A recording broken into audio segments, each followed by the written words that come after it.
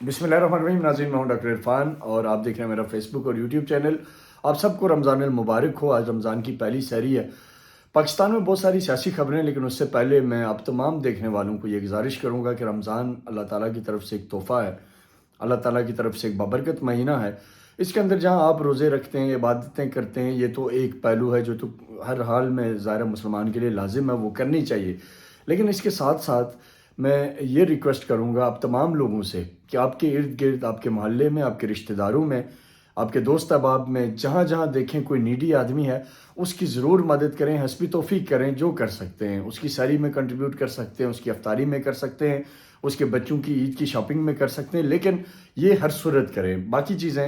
آپ کی اپنی ہیں، ظاہر اللہ اور انسان کے درمیان کا معاملہ ہے کہ کون اس کے اندر کتنی عبادت کرے گا، کون کتنے قرآن مجید پڑھے گا، کون کتنے روزے رکھے گا، یہ تو ہے کہ رب العزت اور اس ذات کا معاملہ ہے۔ لیکن جب اگر آپ اپنے ارد گرد دیکھ رہے ہیں، اگر آپ سپوز میں سارے روزے بھی رکھوں یا آپ سارے روزے بھی رکھیں، نمازیں بھی پڑھیں، تراویح بھی پڑھیں، قرآن مجید کی تلاوت بھی کریں، لیکن اگر آپ کا پڑوسی اس کے پاس کچھ نہیں ہے اور وہ اس وجہ سے سحری نہیں کر پاتا، اور اس کے پاس کچھ نہیں ہے وہ اس وجہ سے افطاری نہیں کر پاتا، تو میرے بھائیوں، میرا یہ خیال ہے اور اخلاقیات کا بھی یہ درس ہے کہ ہماری وہ عبادات شاید اس طرح سے قبولیت کی طرف نہیں جائیں گی، کیونکہ یہ چند بیسک چیزیں ہیں، یا آپ کا بھائی وہ چیزیں نہیں اس کو مل پا رہی جو آپ کے پاس ہیں۔ تو اس طرح سے تھوڑا سا کائنڈلی دیکھ لیجئے گا، یہ ایک بڑا ضروری معاملہ ہے۔ میں کوئی عالم دین تو نہیں ہوں، بہرحال ایک میرے ناقص عقل میں جو بات آئی تو میں نے کہا کہ میں ولاگ کے شروع میں اپنے بھائیوں دوستوں کو کہوں۔ اب آتے ہیں پاکستان کی سیاسی صورتحال کی طرف۔ آج انتخابات کو اپریل میں لے جایا گیا ہے، جو کہ 30 اپریل کو ہونے تھے وہ اب اکتوبر کو ہوں گے۔ تو بہرحال یہ ایک آئینی معاملہ ہے، اس کے اوپر عدالت کیا کرے گی یہ تو وقت بتائے گا کہ کیا ہونا ہے اور کس طرف جانی ہے چیزیں۔ لیکن جو میرے پاس انفارمیشن ہے، الیکشن کمیشن کی جو پلی ہے، انہوں نے پیسے مانگے تو وزارت خزانہ نے کہا جی پیسے تو نہیں ہیں۔ انہوں نے عملہ مانگا تو وہ بھی بتایا گیا جی کہ عملہ نہیں ہے۔ انہوں نے سیکیورٹی مانگی، اس کے اوپر بھی انہیں بتایا گیا کہ سیکیورٹی نہیں ہے۔ تو اس وجہ سے انہوں نے لگا کہ اب ٹائم تھوڑا رہ گیا ہوا، وہ کر نہیں پائیں گے مینیج،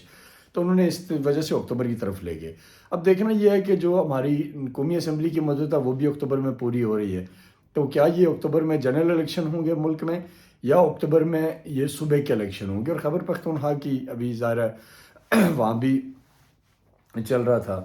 تو اس کے اوپر بھی کوئی اپڈیٹ آئے گی کہ اب ان کا کیا بنے گا۔ تو بہرحال یہ ایک ایشو ہے جس کو لوگ ڈسکس کر رہے ہیں آج، اور دیکھنا ہے کہ آنے والے دنوں میں یہ کس طرف جاتا ہے۔ دوسری چیز، آج آپ سب نے دیکھا کہ بریگیڈیئر مصطفیٰ کمال برکی جو ہیں ان کی آج تدفین ہوئی ہے۔ اس میں ڈی جی آئی سی جنرل ندیم انجم نے، chief of army staff general Asim Munir نے، اور اسی طرح فوج کے دیگر لوگوں نے اور سیاسی قیادت نے وہاں آج شرکت کی۔ اور اس کے اندر جو دو تین چیزیں میں ضرور بتاتا چلوں کہ بریگیڈیئر برکی جو ہیں ان کے بارے میں جو پتہ چلا، اور آج جو آئی ایس پی آر کی طرف سے انفارمیشن آئی تمام ٹی وی چینلز کو ملی، تو اس کے اندر ایک چیز تھی کہ برکی صاحب نے اپنی پوری جو کیریئر کے اندر انہوں نے اینٹی ٹیررسٹ آپریشنز کیے، فرنٹ فٹ سے لیڈ کیا، اور بہت بڑے بڑے آپریشنز کے اندر یہ موجود رہے۔ ملک کو پیس کی طرف لانے میں ان کا بہت بڑا کردار ہے، دہشت گردی کے خاتمے میں ان کا بہت بڑا کردار ہے۔ سانحہ اے پی ایس جو کہ ہم سب کے دلوں کو چیر دینے والا ایک واقعہ تھا، جس میں ہمارے معصوم بچوں کو شہید کر دیا گیا تھا، ان بچوں کے قاتلوں کو ٹریس کرنے میں ان کا بہت بڑا کردار تھا۔ تو آج یہ وطن کا عظیم بیٹا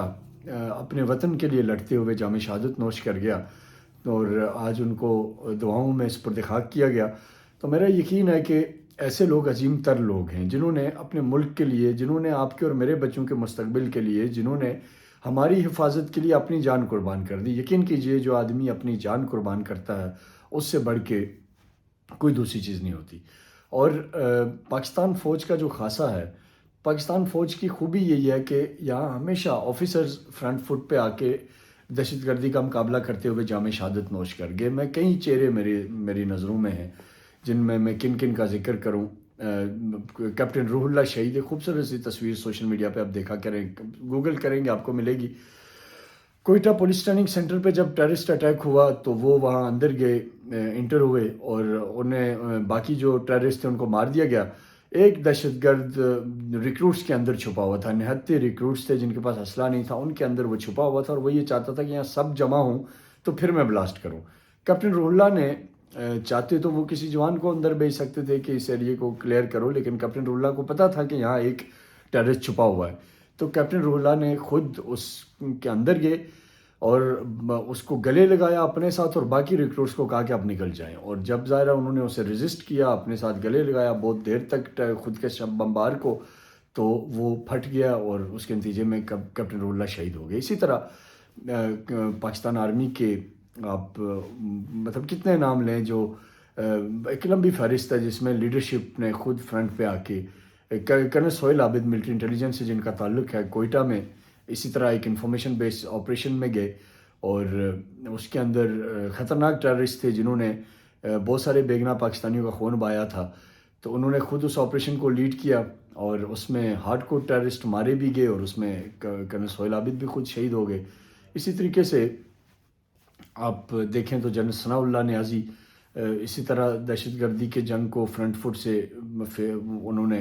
اس کو لیڈ کیا اور اپنی جان کا نذرانہ پیش کیا۔ اسی طریقے سے حالیہ جب بلوچستان میں سیلاب آیا تو جنرل سرفراز شہید خود اس پورے آپریشن کے اندر رہے، لوگوں کو ریلیف دیتے رہے اور ہیلی کریش ہوا اور اس میں وہ اللہ کو پیارے ہو گئے، اور اب مصطفیٰ کمال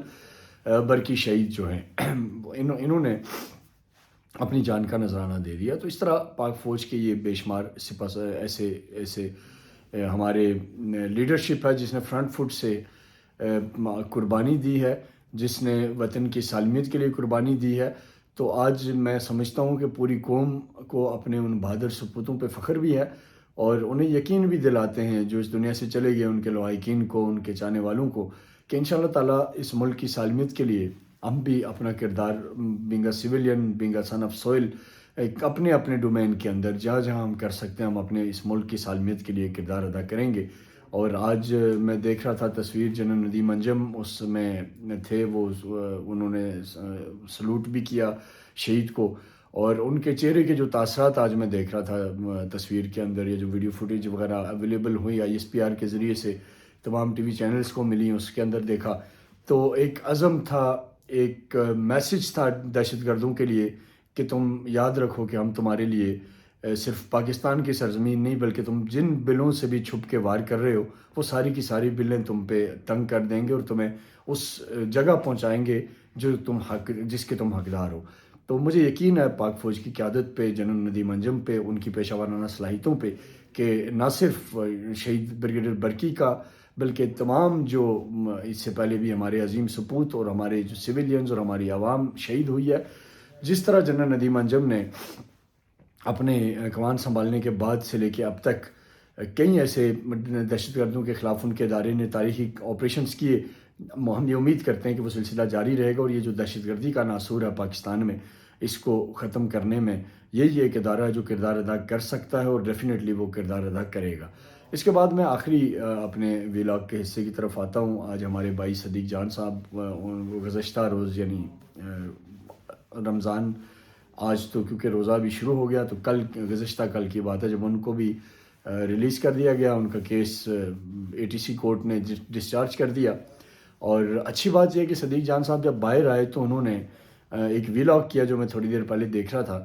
اور میں ان کو سلام پیش کرتا ہوں کیونکہ عموماً لوگ ہیرو بننے کی کوشش کرتے ہیں کہ بھائی میں گرفتار ہوا تھا، مجھے مارا، مجھے وہاں لے گئے، مجھے یہاں لے گئے۔ انہوں نے بڑی دیدہ دلیری کے ساتھ آج ایک ویلاگ کیا، اس کے اندر انہوں نے بتایا کہ انہیں اٹھایا کیسے گیا، انہیں CIA کے پولیس لاک اپ کے اندر رکھا گیا اور اس کے بعد انہیں اگلے دن کورٹ لایا گیا اور پھر 20 گھنٹے انہیں کھانا نہیں دیا، لیکن اس کے علاوہ ان پہ کوئی تشدد نہیں کیا گیا۔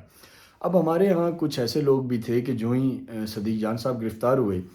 تو ظاہر ہے میں خود آنیسٹلی یہ بتاؤں کہ میں ان کے لیے پریشان تھا، لیکن میرا ان سے کوئی ذاتی تعلق نہیں ہے، میرے ایک دو دوست ہیں، وہ ان کے قریبی دوست ہیں،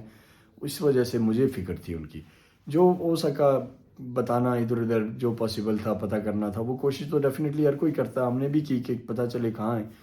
لیکن ایک خبر یہ چل رہی تھی، ڈس انفارمیشن چل رہی تھی کہ جو انہیں کوسار کمپلیکس میں انٹیلیجنس والے اٹھا کے لے گئے اور وہ ان کے اوپر ٹارچر کر رہے ہیں۔ تو آج صدیق جان صاحب کی اپنی گفتگو، میری صدیق جان صاحب سے بات نہیں ہوئی ان کی رہائی کے بعد، میں جاؤں گا ایک آدھ دن میں ان کو ملوں گا، جا کے ان کو سلام کروں گا۔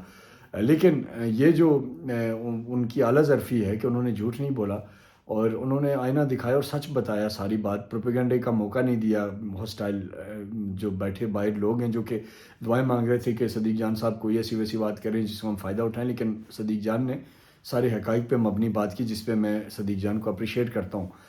تو اس میں انہوں نے بتایا جی کہ وہ سی آئی اے کے پہلے ان کو سی آئی اے، پھر بعد میں سی ٹی ڈی، اور بہرحال بالآخر انہیں کورٹ نے بری کر دیا۔ تو میں اس کیس کے اندر یہ سمجھتا ہوں کہ جوڈیشری کا بڑا کلیدی کردار رہا ہے، کیونکہ پاکستانی جو سن آف سوئل ہیں، جو پاکستان کی جنگ لڑ رہے ہیں، جو پاکستان کی آواز بن رہے ہیں، جو صرف رپورٹ کرتے ہیں چیزوں کو، ان کے ساتھ اس طرح کے اقدامات نہیں ہونے چاہیے۔ اور پاکستان کی جو